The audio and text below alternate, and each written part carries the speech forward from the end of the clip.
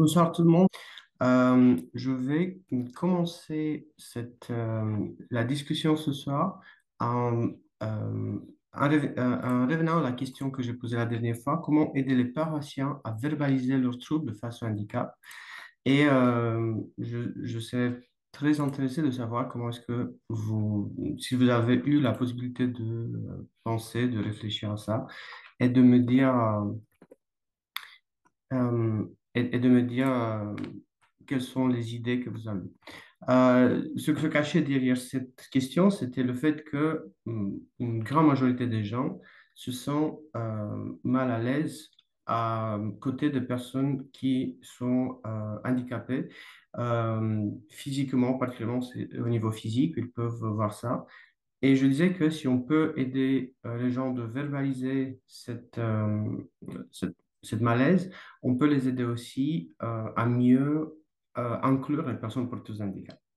Je vais parler un peu plus tard quelles sont les raisons pour cette malaise, mais euh, pour le début, j'aimerais savoir si vous avez eu le temps de réfléchir, qu'est-ce que vous en pensez par rapport à ça. Bon, je vois qu'il y a quelqu'un ici qui a dit comme c'est comme la société que la différence dérange. Oui, c'est vrai. Ça, c'est une piste. Mais est-ce qu'on peut aider les gens? Comment est-ce qu'on peut aider un peu les gens de se sentir plus à l'aise avec les différences? Et Si je me une façon permets, de... Oui. pardon, excusez-moi, je voulais écrire, mais j'écris trop lentement. Euh, En paroisse, j'ai eu l'occasion enfin l'occasion, c'est pas le mot du tout, mais euh, qu'il y ait des personnes handicapées de tous âges, des enfants, des personnes adultes.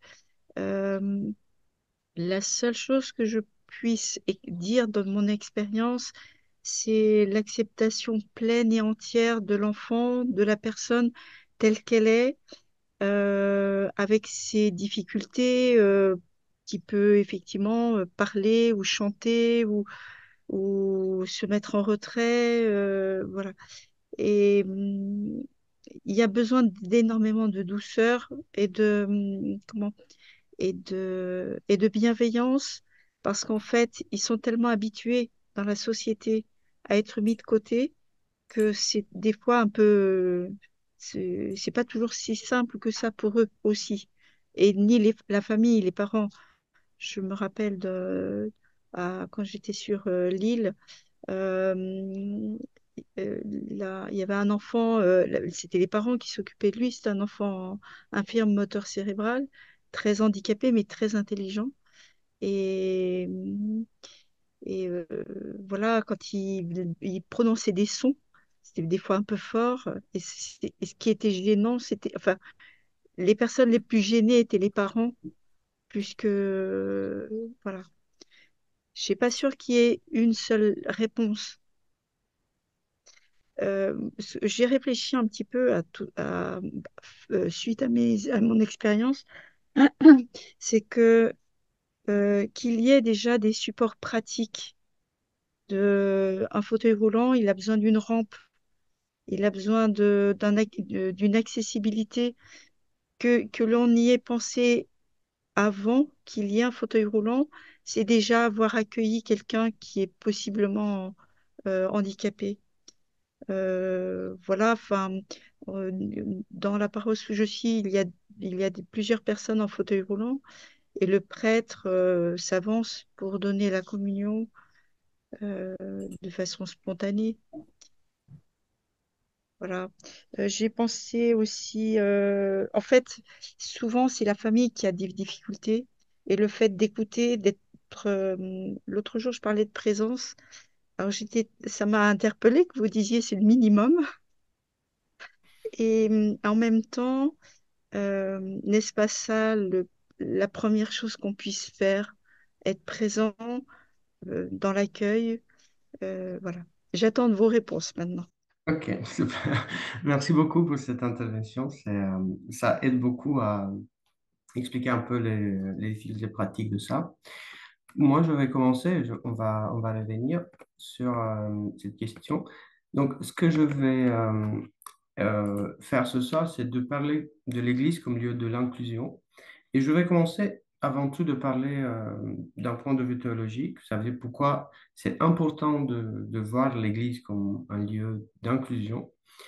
Euh, et après, je vais parler un peu vais entrer un peu dans les détails, un peu pratiques, comment on peut faire. Encore une fois, ça va pas être très très pratique parce que chaque paroisse a ses difficultés et ses situations différentes.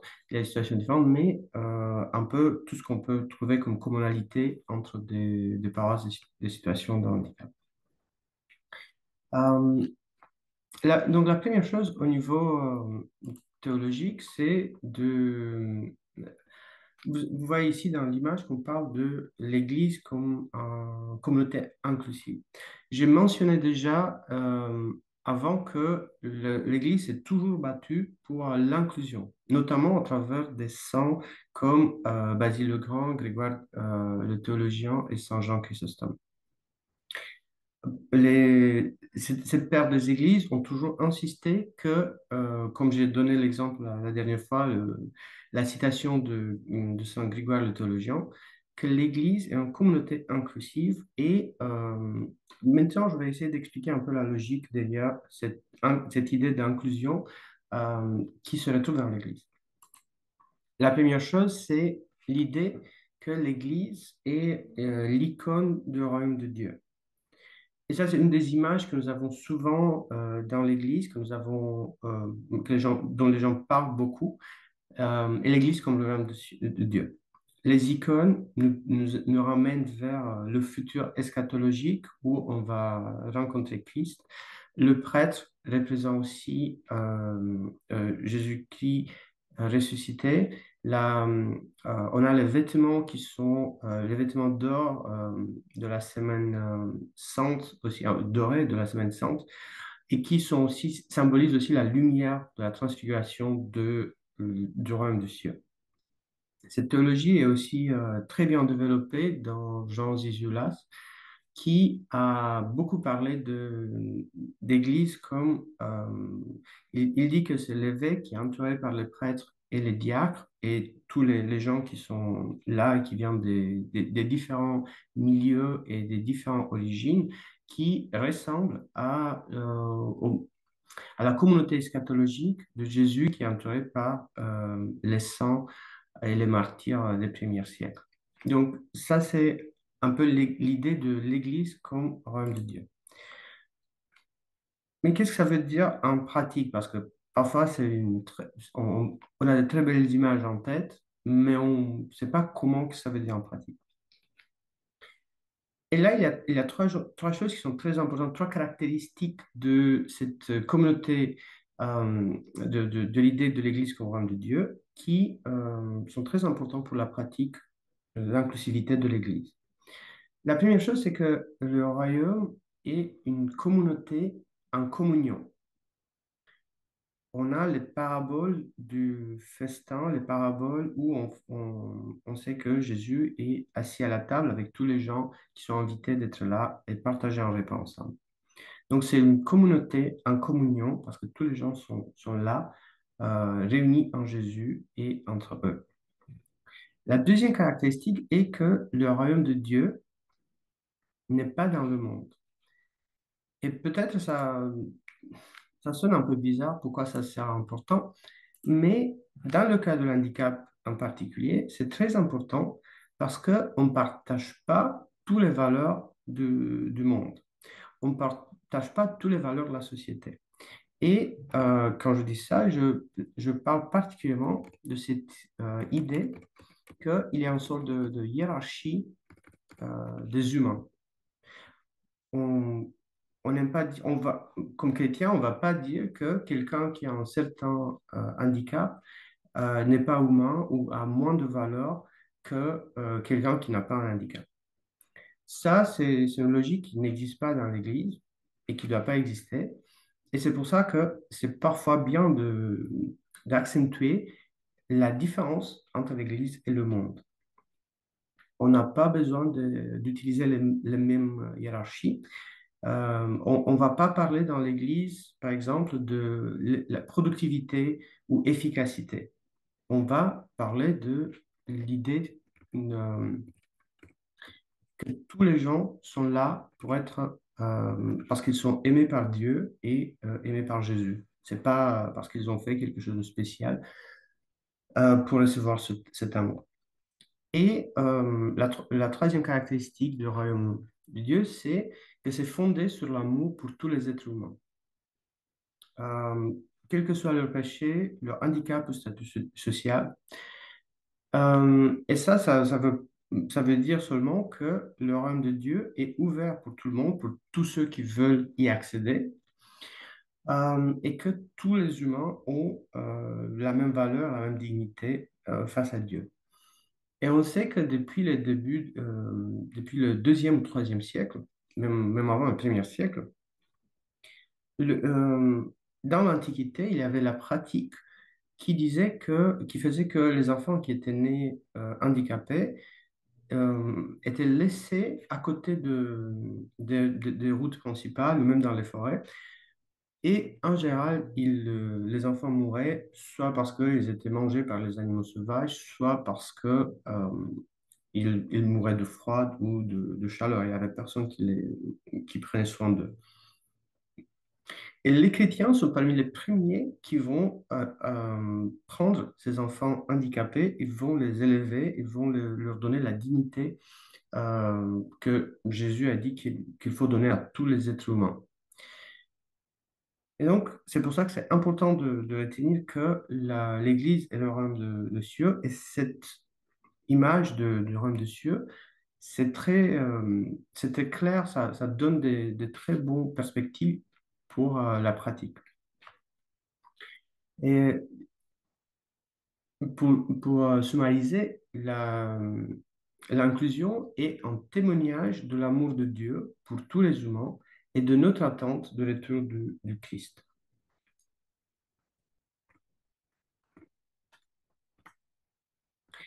Mais ça ne veut pas dire, et ça c'est aussi une chose assez importante, ça ne veut pas dire que on est là, on prend soin des personnes porteuses de handicap seulement parce que c'est une bonne stratégie de marketing pour le royaume de Dieu. C'est pas ça l'idée. L'idée, c'est qu'on s'engage à inclure les personnes porteuses de handicap parce que on les baptise, parce qu'ils sont baptisés. Et on sait que le baptême, c'est au baptême, on reçoit pas seulement le don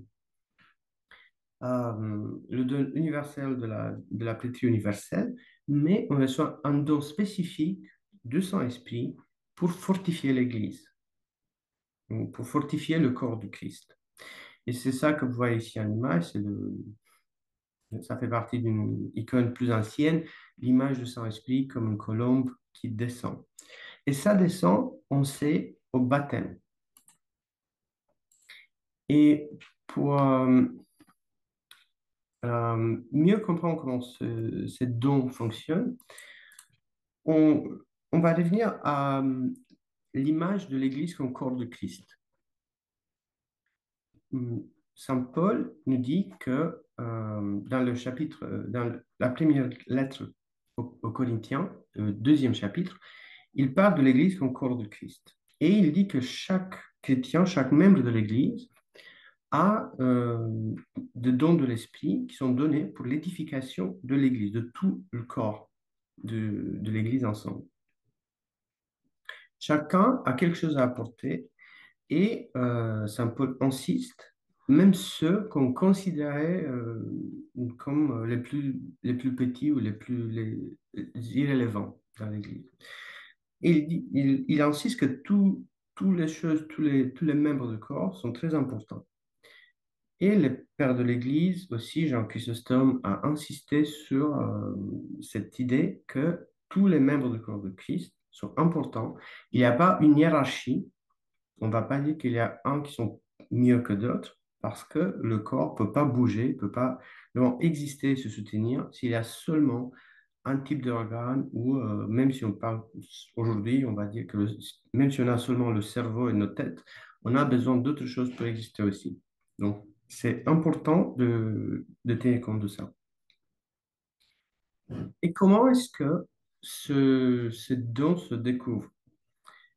Et ces dons se découvrent dans les relations entre les membres du corps de Christ. Le Père Dmitri Steinloyer a cette expression qui dit que le Saint-Esprit agit entre les membres du corps de Christ, entre les deux personnes. Il, il prend, si vous vous rappelez, dans la liturgie, il y a le moment quand le prêtre dit le Christ est parmi nous. Et Père Steinloyer explique que le Christ est parmi nous parce que le milieu de la présence de Christ, c'est le Saint-Esprit.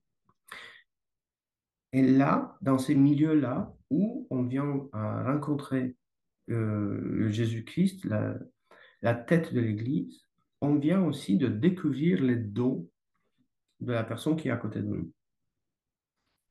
Et c'est pour ça que j'ai bien aimé l'exemple de début qu'Ami a donné avec ces deux personnes qui ont découvert un peu leur relation de façon mutuelle. Et en général, ça existe et les deux dons, les dons qu'on découvre des autres personnes, sont des dons qui viennent de ces deux côtés. Et mais c'est très important de penser et de se rappeler que les dons dont on parle, les dons de l'Esprit Saint, ne sont pas des dons génériques. Donc, on ne va pas nécessairement dire que les personnes porteuses d'handicap, ils nous, ils nous enseignent quelque chose par rapport à la vie. C'est vrai, mais pas tout le monde, pas de la même manière, pas dans le même sens. Il faut bien découvrir la particularité de la personne qui rajoute au corps du Christ. Et aussi une autre remarque très importante, les dons ne correspondent pas aux capacités naturelles des individus. Parce que quelqu'un, on va prendre un exemple, si quelqu'un chante très bien, on va dire généralement qu'il a reçu un don de l'esprit pour aider l'Église et bien chanter très bien dans la paroisse et pendant la liturgie. Ça peut être, euh, ça peut être vrai, mais pour beaucoup de personnes, les dons spirituels qu'elles reçoivent pour le bien-être de la communauté, ces dons-là sont un peu surprenantes. On ne s'attend pas que cette personne-là a ce don. C'est quelque chose qu'on on se rend pas compte, sauf si on interagit et sauf il y a une sorte de révélation de l'Esprit Saint, parce que finalement, les dons sont des révélations et c'est l'Esprit Saint qui est l'esprit de la révélation. Et pour ça, c'est encore une fois très important d'interagir avec les gens. On ne peut pas avoir une communauté, un corps du Christ qui est fort et édifié si on ne fait pas les dons de l'Esprit circuler en ayant des interactions avec les gens. Et encore une fois, si on réfléchit un peu sur cette métaphore de l'Église ou encore de Christ, on se rend compte que c'est incroyablement important que tous les membres qui sont baptisés, tous les membres de l'Église sont baptisés, soient pris en considération pour vraiment avoir une Église qui est très forte et très stable en Christ.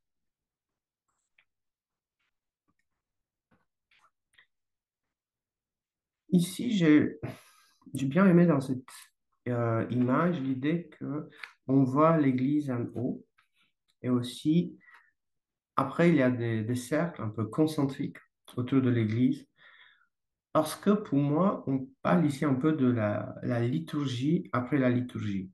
C'est pas seulement on est une église inclusive dimanche, c'est bien si on est une communauté inclusive le dimanche, mais on doit essayer d'être une communauté inclusive aussi pendant la semaine. C'est notre engagement vers le royaume et on doit le soutenir, essayer de le soutenir pendant toute la semaine. Ça veut dire organiser des événements, garder le contact avec les personnes en situation d'handicap après la fin de la liturgie. Car l'Église n'est pas limitée à l'ensemble eucharistique, à la liturgie de dimanche. Chaque geste pose ensuite comme... C'est un geste qu'on fait, s'il y a un geste qu'on fait pour quelqu'un d'autre, on fait finalement pour l'édification de l'Église, même si c'est pas dimanche.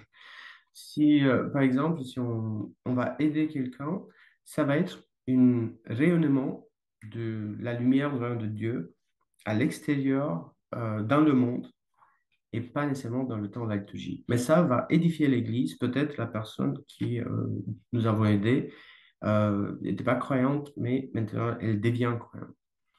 C'est comme ça parfois qu'on peut mieux comprendre cette façon de faire, de faire partie de la liturgie, de célébrer la liturgie après la liturgie. Parce que l'Église, c'est le moment principal pardon, la liturgie, c'est le moment principal de la semaine, mais on reste quand même sous la couverture du Saint-Esprit pendant toute la semaine, tous les autres jours. Maintenant, je vais commencer à parler un peu des interactions personnelles, de comment est-ce qu'on peut découvrir les dons spirituels des personnes porteuses d'handicap, finalement. Et je vais commencer avec les bases, avec les choses les plus basiques. Par contre, les rampes et les toilettes accessibles. Vérifier s'il y a des rampes d'accès et des toilettes accessibles. Euh, Parce que finalement, tout ça, ça aide pas seulement les personnes qui sont dans un fauteuil roulant, mais peut-être il y a des personnes plus âgées qui ont besoin de toilettes accessibles, qui peuvent pas monter et descendre des escaliers, qui ont qui ont d'autres difficultés. Et donc, on essaie de commencer avec les choses les plus évidentes et les plus importantes. J'ai une anecdote assez récente. Il y a 1 ou 2 semaines où je suis allé ici à Bruxelles dans un café et j'ai vu que le café avait dans le vitre le signe d'accessibilité, le signe bleu avec euh, le symbole d'une personne dans une fauteuil roulant. Et j'étais incroyablement étonné parce que, en fait, il y avait des escaliers partout. Des escaliers pour commander le café, des escaliers pour aller aux toilettes. Et même moi, je trouvais que les escaliers pour aller aux toilettes, étaient difficiles. C'était vraiment galère. Donc, on essaie d'être consistante de ce qu'on dit et ce qu'on fait. On ne va pas mettre seulement une sticker dans la vitre, on va dire qu'on est accessible. On essaie de le faire et de enlever les obstacles physiques et particulièrement les rampes. On a besoin des rampes et des toilettes accessibles. Maintenant, je vais venir sur ce qu'on appelle les barrières émotionnelles. Donc, ça, c'est lié à la question que j'ai posée au début, que j'ai posée la semaine passée. Quelles sont les barrières émotionnelles?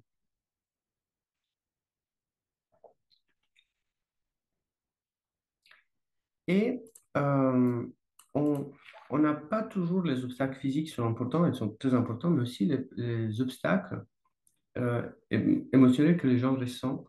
Et j'ai ici une autre citation, c'est de Amy Kenny, une personne porteuse d'handicap qui est dans un fauteuil roulant.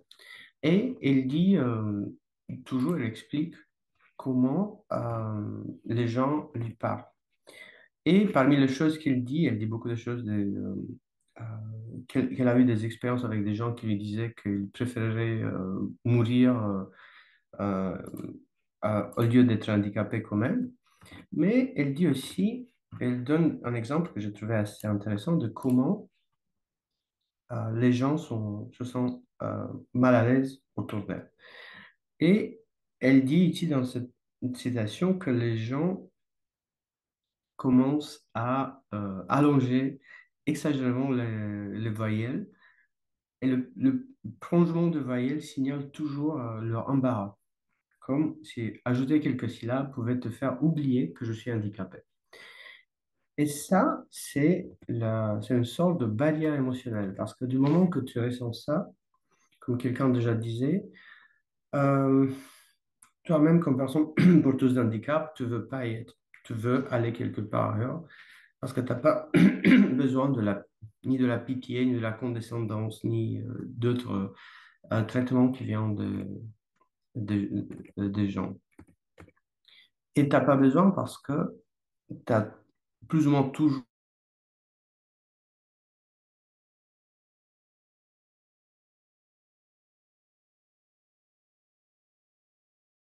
aller peut se développer dans certaines émotions comme peur, comme colère, comme pitié ou dégoût. Et pourquoi on a cette émotion? Parce que elle nous renvoie à notre propre fragilité. On a la conscience qu'on peut, qu'on peut devenir handicapé à n'importe quel moment. Et ça nous terrifie.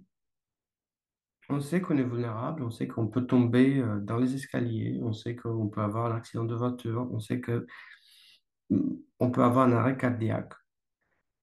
Et tout ça nous fait peur. Et donc, on se dit, si j'évite ces personnes-ci, peut-être je vais éviter d'arriver dans la même situation qu'elles.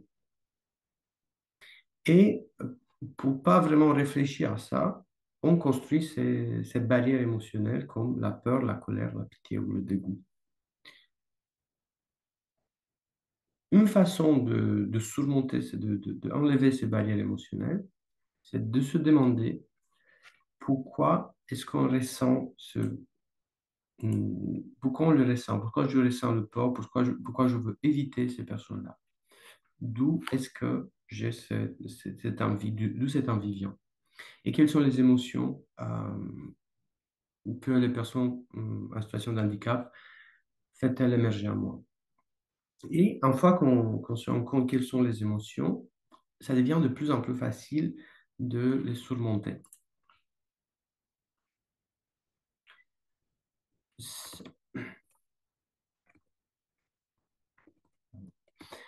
Euh, et donc, cette émotion négative tend à disparaître lorsqu'on commence à les réorienter un peu. Lorsqu'on parle de la peur, peut devenir la peur de la crainte de Dieu, la peur d'handicap et la crainte de Dieu, ou la confiance en Dieu. Parce que la peur d'handicap est aussi une manque de confiance en Dieu. On va dire que on dit parfois que Dieu nous protège, mais on a peur que Dieu va pas nous protéger. Donc on n'a pas vraiment la foi pour faire confiance en Dieu. La colère aussi, ça peut se tourner vers notre propre péché, vers le fait que on regarde les gens, on essaie d'éviter des gens qui n'ont pas de fautes. Et aussi, le dégoût, une autre émotion très importante, peut être rédigé vers notre propre manquement, vers notre péché. Le, le conseil pratique, et je reviens sur ça, comme j'ai dit la dernière fois, c'est d'être présent. J'ai- J'étais pour quelques mois en Égypte pour faire du volontariat. Et parmi les activités que j'ai fait, c'était d'aller dans un centre pour des personnes euh, polyhandicapées.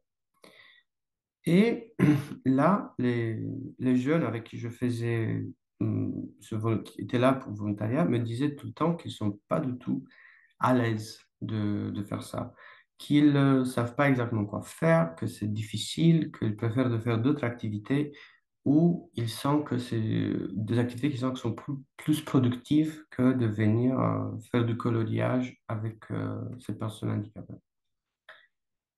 Et j'ai essayé d'expliquer, ça a marché avec certains d'entre eux, mais pas avec tous, que en fait, c'est pas, il n'y a pas un besoin de faire quelque chose. C'est pas le besoin de, les enfants n'ont pas besoin qu'ils soient enseignés l'anglais ou le français ou qu'ils jouent certains jeux. Ils ont besoin qu'il y a quelqu'un qui est présent là et qui a envie d'être présent.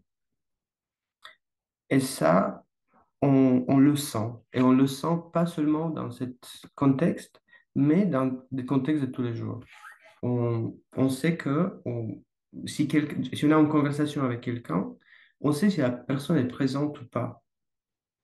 Et si elle est présente, on a envie qu'on partage des choses. Et c'est la même chose avec tous les êtres humains. On sent si la personne est présente. Bien sûr, c'est pas toujours possible d'être présent dans toutes les conversations avec tout le monde. On a une énergie assez limitée et on a chacun des difficultés à surmonter. Mais commencer à essayer d'être là, présent, sans se poser des questions. Qu'est-ce que les autres attendent de moi? Qu'est-ce que je dois faire? Seulement être là et essayer si nécessaire, d'interagir avec la personne de façon un peu plus directe, si possible. Mais ça, c'est la chose la plus importante, la présence.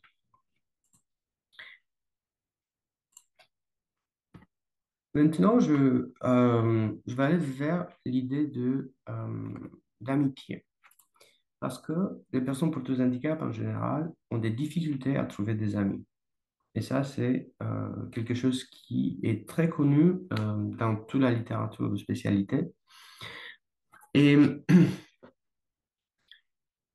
Et cette idée de l'amitié, je sais que c'est difficile, mais je vais essayer de mettre quelques points là et quelques indices de comment est-ce qu'on peut faire, qu'est-ce qu'on peut faire.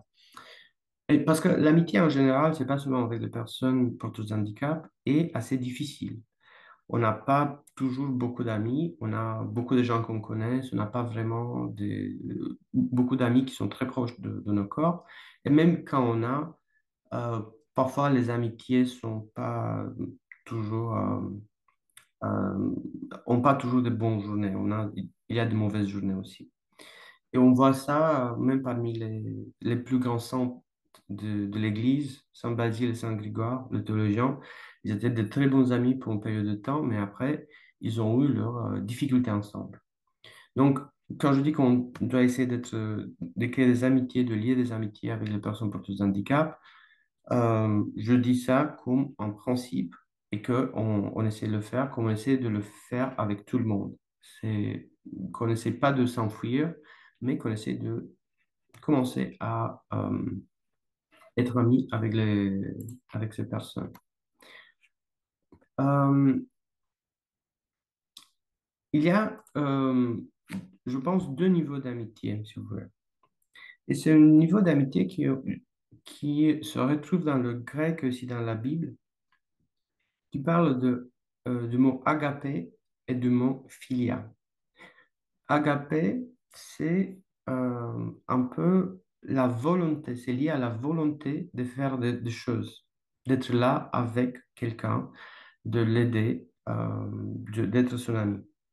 Mais c'est quelque chose qu'on veut parce que Jésus nous a commandé de le faire, parce qu'on sait que c'est bien de le faire, parce qu'on est de bons chrétiens.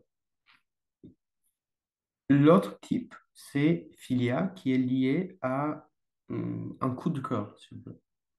Il y a un coup de cœur qu'on a avec certaines personnes qui sont nos amis et qu'on a trouvé toujours fascinant. On a voulu devenir des amis avec eux parce que ils nous disent quelque chose, il y a quelque chose qui résonne dans nos âmes avec eux.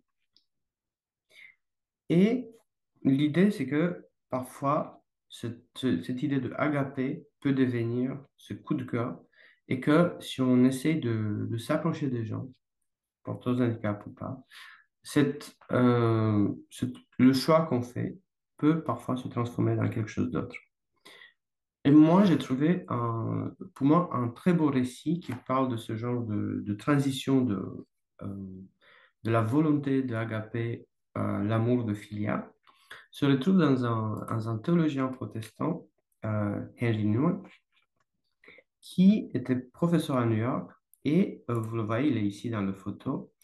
Et à un certain moment, il a décidé de participer dans une des communautés larges aux États-Unis et habiter là pour quelques mois et après prendre soin de cet jeune homme qui s'appelait Adam. Et au début, il dit, j'avais peur. Je pensais qu'il va se faire mal. Je pensais que j'ai pas une formation pour aider les personnes handicapées. Je pensais que c'est mieux si je reste dans mon bureau pour écrire des traités théologiques. Mais au fur et à mesure, il est arrivé à mieux apprécier Adam, jusqu'au point où il a dit, Adam m'a enseigné beaucoup de choses sur ma foi chrétienne. Il a même écrit un livre sur son rencontre avec Adam, un livre qui a été publié après la mort de Adam et de Andy Newman, parce il n'est pas arrivé à finir, il n'a pas arrivé à finir le livre. Et, euh, et dans ce livre, il décrit comment sa foi a changé euh, dans l'interaction avec Adam, par cette interaction. Et c'est encore plus impressionnant, c'est qu'à un certain moment, il y avait des gens qui sont venus pour lui dire, tu es un intellectuel, toi, tu fais t'écris des livres, tu fais des choses très bien, reviens à ton poste académique pour, euh, pour continuer à faire ce que tu as fait. Et Aïnouen a dit, je me sens très bien ici avec mon ami à moi, qui est devenu maintenant Adam, et je ne veux pas partir. Et donc, il a refusé de continuer sa carrière académique pour rester dans cette amitié. Pour moi, c'est un très beau récit. Je pense pas nécessairement que je pense que c'est assez rare. C'est pas nécessairement ce qu'on demande de chacun qui vient à l'église le dimanche. Euh, mais je pense, je trouve ça très inspirant. Ce qu'on peut demander quand même aux gens qui viennent à l'église, à la communauté, c'est un niveau de familiarité, de présence et de volonté d'être là, d'être à côté des personnes euh, handicapées et en essayant de découvrir les dons du Saint-Esprit.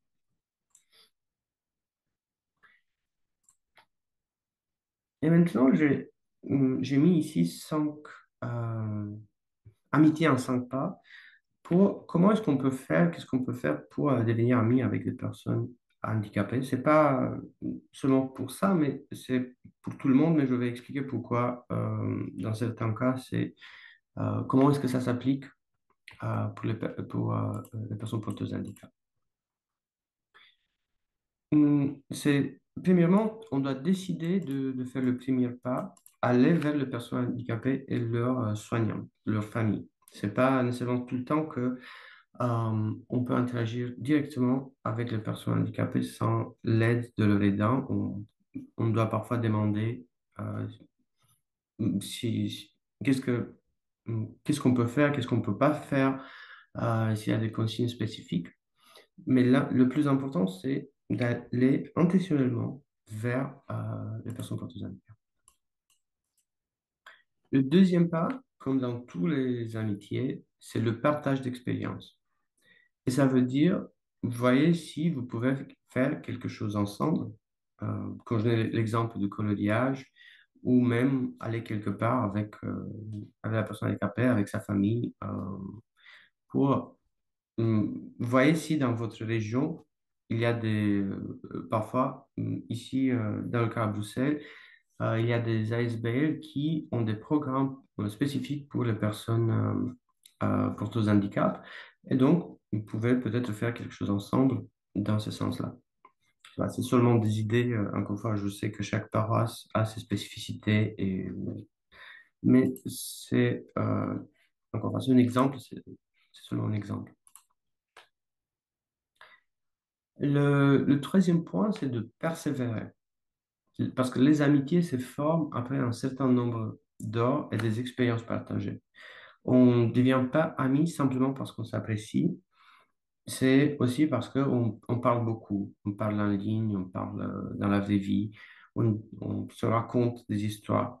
Et de plus les heures de partage et d'expériences partagées s'accumulent, de plus on devient de meilleurs amis. Et c'est la même chose dans ces situations-là. On peut essayer d'aller dans cette direction. Et c'est un peu ce qu'on a vu dans l'exemple de Henry Nouwen et de Adam.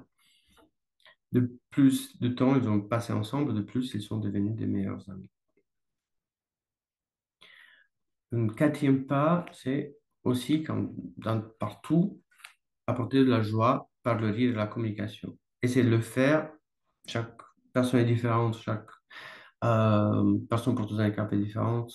Qu'est-ce que, on essaye quand même de garder cette idée que et le rire, c'est un très bon lien pour tous les humains. Le rire nous ramène ensemble. Et aussi, si on peut avoir de la communication avec la personne verbale, non verbale, c'est encore quelque chose de très important. Cinquièmement, c'est de vérifier régulièrement, de ne pas tomber dans la condescendance. C'est quelque chose qui peut arriver et c'est bien de parfois se vérifier si on est dans le bon état d'esprit dans la relation avec nos amis. Encore une fois, c'est pas nécessairement parce que on le fait seulement avec les personnes porteuses d'un handicap. On peut être condescendant même avec notre amis qui n'ont pas un handicap. Donc c'est bien de jamais oublier que on se retrouve dans une situation d'égalité. Ça soit dit, ce n'est pas parce qu'une personne handicapée a peu d'amis qu'elle voudrait nécessairement être amie avec vous, avec moi ou avec certaines personnes. Comme dans tous les cas, dans toutes les relations interhumaines, on doit euh, mettre l'accent sur mutualité, sur le fait que la réciprocité, le fait que les gens nous répondent et qu'il y a une réciprocité dans nos interactions. Et c'est la même chose avec les personnes handicapées. On doit pas, on essaie d'être amis avec elles, mais si les personnes handicapées ne veulent pas être amies avec nous, on ne doit pas s'imposer, on ne doit pas se fâcher en disant, mais en fait, elles doivent nous être reconnaissantes qu'on fait l'effort. Non, elles sont des humains comme nous tous et ils ont le droit d'avoir des choix et d'avoir des préférences. Ici, je vais aller sur un autre point qui est sur de comment soutenir les familles.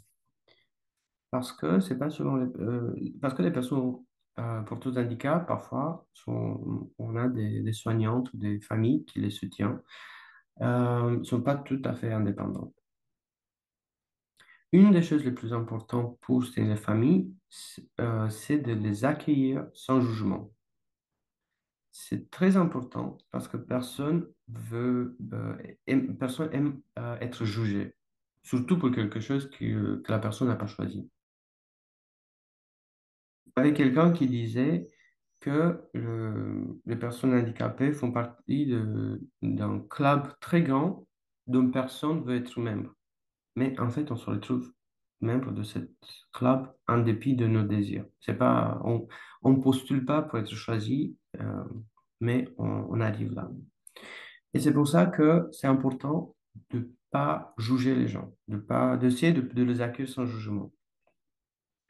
Et cela rejoint l'idée que j'ai expliquée avant de l'Église comme témoin de l'amour du Christ, comme témoin du royaume de Dieu pour tous les humains. Et c'est pour ça, pour mieux aider les gens à accueillir les personnes porteuses d'un handicap sans jugement et leurs familles, que j'ai tenté la dernière fois de dissiper certaines idées reçues sur l'handicap. Donc, c'est un peu de garder en tête euh, tout ça quand on essaie d'accueillir. Comme un conseil pratique, Si possible, ça sera magnifique que dans chaque paroisse, il y a quelqu'un qui s'occupe d'accueillir les personnes handicapées et leurs familles. La personne qui va parler, qui va dire, OK, qu'est-ce qu'on peut faire, quelles sont les attentes, qu'est-ce que vous avez besoin. Euh, et ça, c'est aussi, j'ai mentionné ça la dernière fois, je le mentionne encore une fois, demander aux personnes handicapées ce dont elles ont besoin. On n'assume pas. Il y avait un exemple d'une personne autiste qui allait à l'église et les gens de la communauté de la paroisse, ils ont appris ça, ils se sont dit, ah, mais on sait qu'en général, pour les personnes autistes, la lumière qui est très forte va créer des problèmes. On va essayer de trouver des façons pour pour pas avoir une lumière très forte. Mais en fait, la personne n'avait pas de souci avec la lumière, mais avec la sonorisation.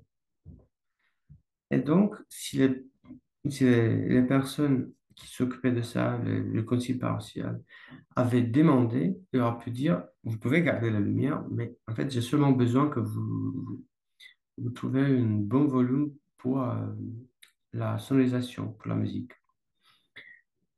C'est pour ça que c'est important de vraiment demander, parce qu'on sait jamais quels sont les besoins des gens. Euh, et quand on pose la question, c'est aussi quelque chose de très important, c'est de pas ignorer la réponse. Si on demande quels sont tes besoins et la personne dit, ben, j'ai besoin que vous diminuez le volume de la musique, et on dit, ben oui, mais en fait, on peut pas parce que c'est pas nécessairement très, très agréable. C'est un peu comme on demande des conseils à nos amis et à la fin on dit, ben, en fait, j'aime bien que tu m'as donné le conseil, mais je vais faire euh, complètement, je vais agir de manière complètement différente de ce que tu m'as conseillé. Ça arrive et ça peut, bien sûr, on ne doit pas toujours écouter ses amis, mais on donne l'impression qu'on ne peut pas vraiment écouter la personne ou son conseil si on ne va pas montrer qu'on l'a fait ou qu'on essaye quand même de prendre en considération ce qu'on a reçu comme conseil ou comme suggestion. Un autre conseil pratique, c'est d'essayer de rester en contact avec les familles ou les personnes handicapées euh, en extérieur de la liturgie de dimanche. Et voyez s'ils ont besoin d'aide en dehors de temps liturgique. Peut-être que les gens ont besoin que quelqu'un surveille leurs enfants pour pouvoir sortir une soir et se détendre. Moi, j'ai interviewé des prêtres de l'Église roumaine, orthodoxe roumaine en ce moment, pour voir comment est-ce qu'ils euh, parlent de l'handicap et quelle est leur situation. Et un prêtre m'a dit que je lui ai demandé quel a été le meilleur conseil qu'il a reçu parce qu'il avait un enfant polyhandicapé et sa femme était toujours à la maison en train de... Les deux étaient toujours plus ou moins à la maison en train de s'en occuper de lui. Et il m'a dit qu'en fait, le conseil n'est pas venu de quelqu'un de l'église, mais de quelqu'un de l'extérieur de l'église qui a vu sa femme. Il a dit, mais je vois que vous êtes très investi dans la soin de votre enfant. Essayez à un certain moment de prendre soin de vous-même, de laisser l'enfant avec quelqu'un pour 2, 3 heures, dans, sortir en ville ou faites une activité que vous aimez. Et il disait que ça a changé sa vie de famille, ça a changé le niveau de stress de sa femme. Donc, on peut être la personne qui, pas seulement donne le conseil, mais qui s'offre de s'occuper de l'enfant ou de la personne handicapée pour quelques heures euh, dans ce contexte-là. Et aussi, on sait, ça c'est très important aussi de pouvoir offrir notre aide parce que il y a beaucoup de recherches qui montrent que au niveau financier, c'est pas toujours facile pour les familles qui ont des enfants ou des adultes handicapés. Euh, Et donc, si on peut offrir notre aide sans demander rien en retour, on va l'aider énormément. Aussi, un autre point dont on doit tenir compte, c'est de essayer d'organiser des activités ensemble avec personnes pour un handicap, personnes qui n'ont pas de handicap, euh, et voir exactement qu'est-ce qu'on peut faire comme communauté, qu'est-ce qu'on peut faire comme euh, ensemble pour créer ces liens où, comme je disais au début, on va découvrir les dons du Saint-Esprit pour la communauté, pour l'édification de la communauté.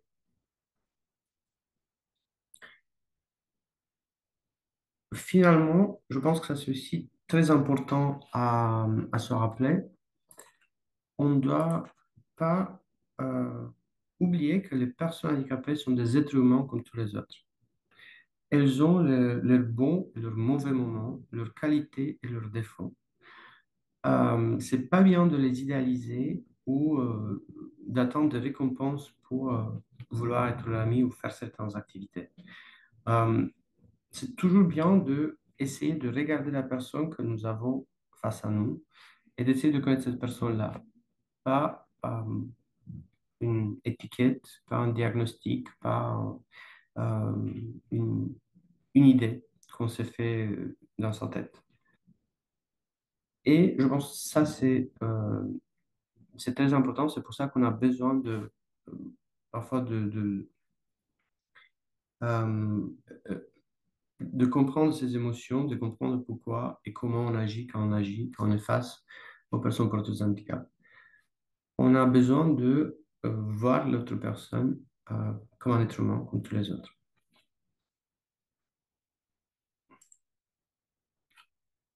Pour conclure, ce que j'ai essayé à faire ce soir, c'était de parler de l'Église comme un lieu de communauté inclusive. J'ai essayé de faire ça en parlant de l'Église comme, en utilisant deux métaphores, l'Église comme royaume de Dieu. Donc, on attend que l'Église va illuminer le monde avec la beauté du royaume de Dieu et de l'amour de Dieu pour tout le monde, pour tous les êtres humains. Et que dans le contexte de l'Église, on est tous, on fait partie du corps de Christ. Et quand on fait partie du corps de Christ, on a chacun quelque chose à ramener. On a chacun un don à ramener. Et ces dons se découvrent dans l'interaction.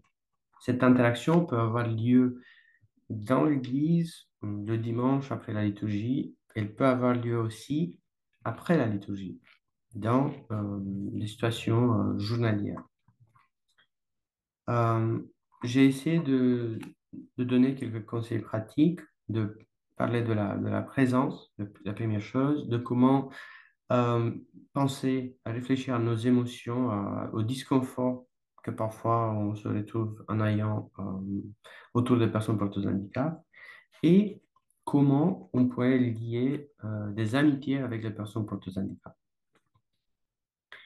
C'est bien sûr, en- tout ça sont des conseils pratiques, mais qui doivent être mis en pratique, mais c'est un début, c'est un commencement. Et j'ai aussi insisté sur le fait que c'est important d'écouter les personnes porteuses de handicap et d'essayer de les soutenir et de soutenir leur famille aussi. Si on peut faire des activités ensemble, si on peut les aider, euh, de, de toute façon, c'est incroyablement bien. Euh, et maintenant, je vais finir aussi avec une question, comme j'ai fini la dernière fois. Euh, et c'est la question pour vous, dans votre paroisse, dans votre situation, par où commenceriez-vous pour intégrer dans la paroisse les personnes en situation de handicap?